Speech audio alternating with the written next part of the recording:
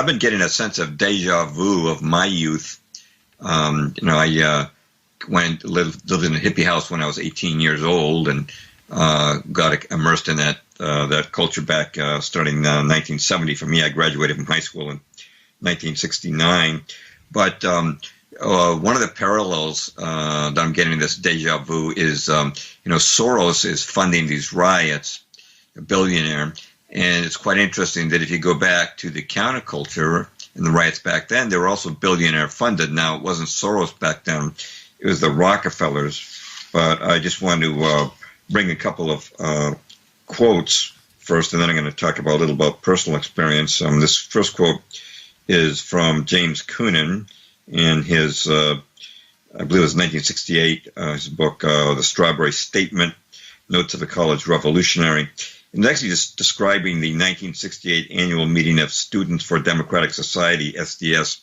And they were like the leaders, the student leaders of the protest movement. In fact, I remember in my senior year in high school, there were SDS guys who were allowed to come to our campus to talk to us.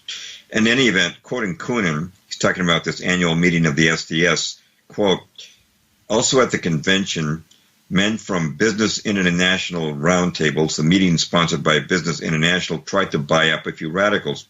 These men are the world's leading industrialists, and they convened to decide how our lives are going to go. They are the left wing of the ruling class. They offered to finance our demonstrations in Chicago. We were also offered SO Rockefeller money. They want us to make a lot of radical commotion so they can look more in the center as they move to the left, unquote.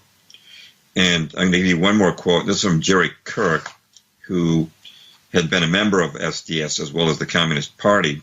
And this is what he's testified before Congress, quote, young people have no conception of the conspiracy strategy of pressure from above and pressure from below. They have no idea that they're playing into the hands of the establishment they claim to hate.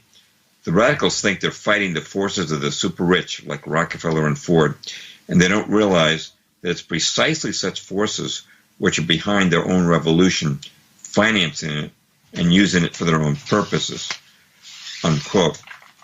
Now, in my article, I then started to reminisce about something that ties into this from my youth. Summer of 70, I worked, different odd jobs, minimum wage, but I also hawked a brand new counterculture newspaper in Boston. It's called the Boston Phoenix.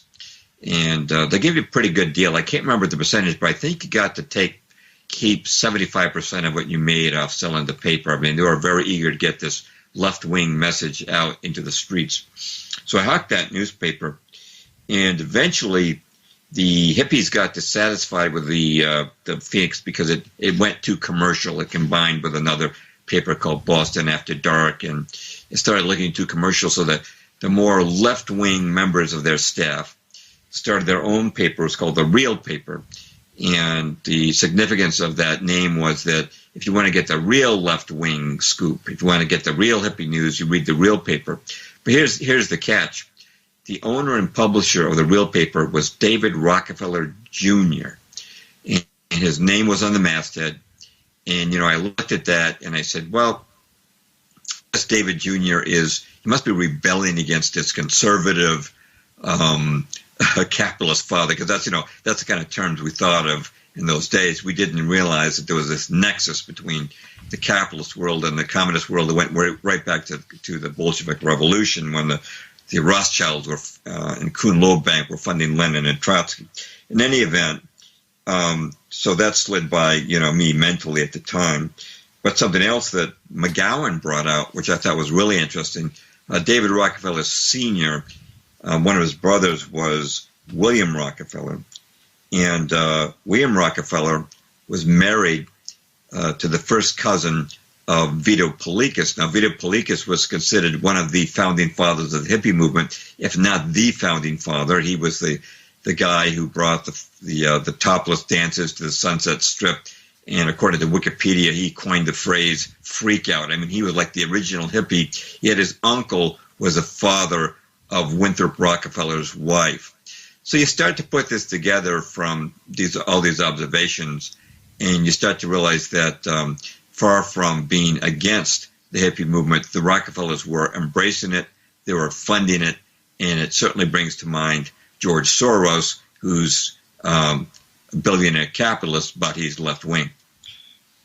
Yeah, it's like the left-wing billionaires. Yeah, the guy talked about. George Soros is a left-wing billionaire, and maybe a right-wing billionaire would be kind of like, the Koch brothers. Yes. Like yeah, exactly. Peter, and I think Peter Thiel or something. Yeah. And I think that paradigm is false. They're really controlling both sides of the narrative. You had the hippies who were fighting the war, as it were, and somehow, I was in that movement, and it was absolutely inseparable from free sex, drugs, and rock and roll. I mean, they were all mixed together, and I don't know any hippies, or that I can recall, who weren't also into, that drug, sex, and rock and roll culture. I mean, we were anti-war, but my roommate in Cambridge sold hashish, and we went to rock concerts, and people were smoking dope, and it was all part of it. It was embedded in it.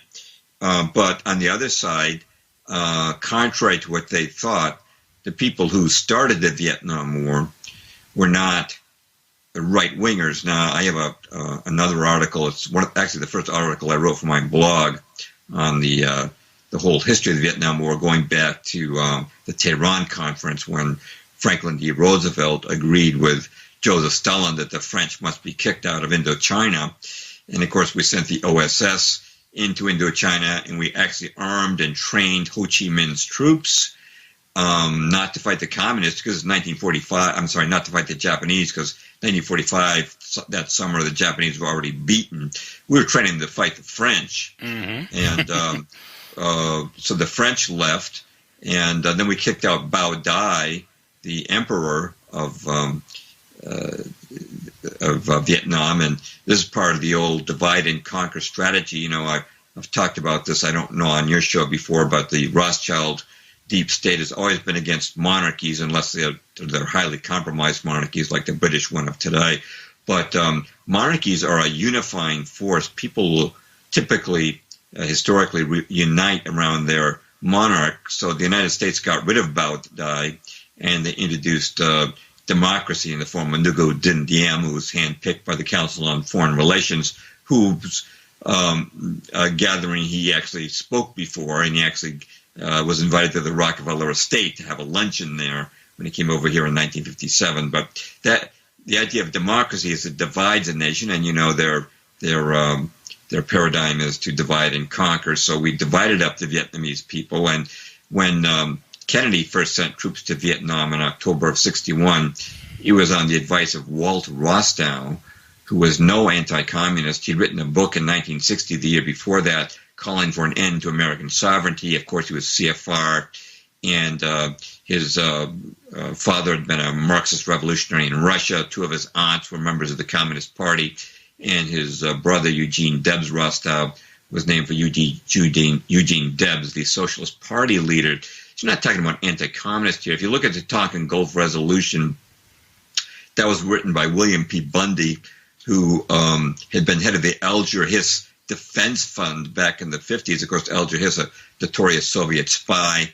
And the decision to escalate in Vietnam by Lyndon Baines Johnson was made at the insistence of a group of secret advisors that LBJ had called the Wise Men. And the leader of the Wise Men, the man who was most insistent on escalating the war, was Dean Acheson, if you know about him, besides being with a Scroll and Key, which is the counterpart of Skull and Bones at Yale.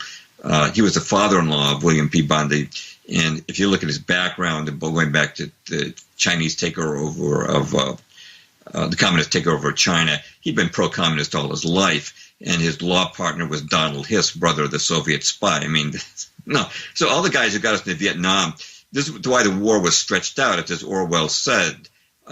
He's been paraphrased as saying the war is not meant to be won, it's meant to be continuous. And that war was carried out, I believe, specifically for the express purpose of creating this national divide, because the war was winnable.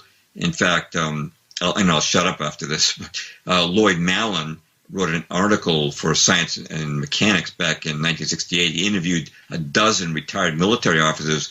Every one of them, interviewed separately, agreed that the Vietnam War could be won in months. All they had to do was declare war, take the war aggressively to the north, take off the handcuffs of the rules of engagement, which consumed over 20 pages of the congressional record when they're finally declassified. Robert McNamara, the Secretary of Defense, who went on to become the head of the World Bank, Mr. Establishment, only allowed the Air Force to strike 6% of the targets it wanted to strike. So this war was winnable. It was made unwinnable, and they were playing both sides. They were playing the hawks on one side, but carrying out the war, overruling the military, carrying out the war interminably, while at the same time their left-wing half was funding this hippie movement.